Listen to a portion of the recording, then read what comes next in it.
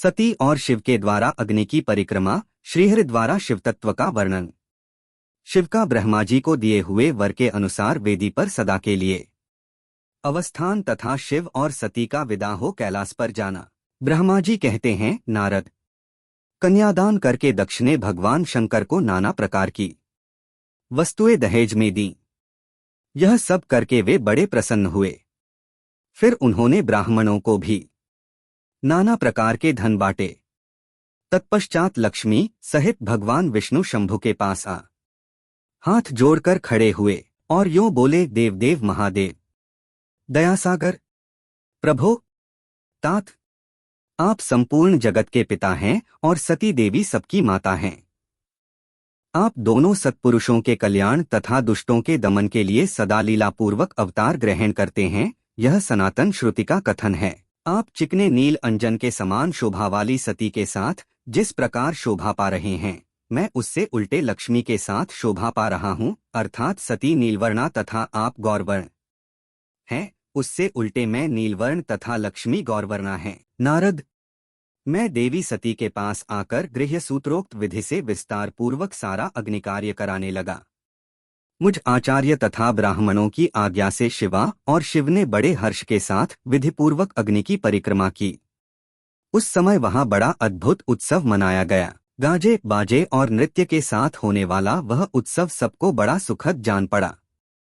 तदंतर भगवान विष्णु बोले, सदा शिव, मैं आपकी आज्ञा से यहाँ शिवतत्व का वर्णन करता हूँ। समस्त देवता तथा दूसरे दूसरे मुनि अपने मन को एकाग्र करके इस विषय को सुने। भगवन, आप प्रधान और अप्रधान, प्रकृति और उससे अतीत हैं। आपके अनेक भाग हैं, फिर भी आप भागरहित हैं। ज्योतिर्मय स्वरूप वाले आप परमेश्वर के ही हम तीनों देवता अंश हैं।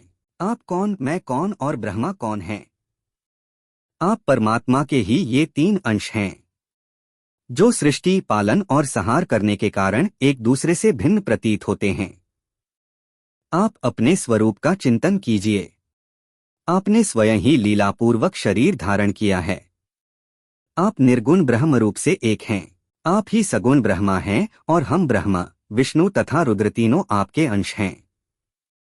जैसे एक ही शरीर के भिन्न भिन्न अवयव मस्तक, ग्रीवा आदि नाम धारण करते हैं, तथापि उस शरीर से वे भिन्न नहीं हैं, उसी प्रकार हम तीनों अंश आप परमेश्वर के ही अंग हैं, जो ज्योतिर्मय आकाश के समान सर्वव्यापी एवं निर्लेप, स्वयं ही अपना धाम, पुराण, कूटस्थ, अव्यक्त, अनंत, नित्य तथा दीर्घ आदि विशेषणों से रहित निर्विशेष ब्रह्मा है।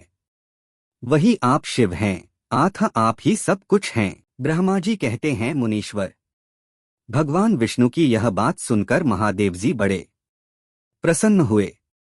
तदंतर उस विवाह यज्ञ के स्वामी यजमान परमेश्वर शिव प्रसन्न हो लौकिकी गति का आश्रय ले हाथ जोड़कर खड़े हुए मुझ ब्रह्मा से प्रेमपूर्वक बोले।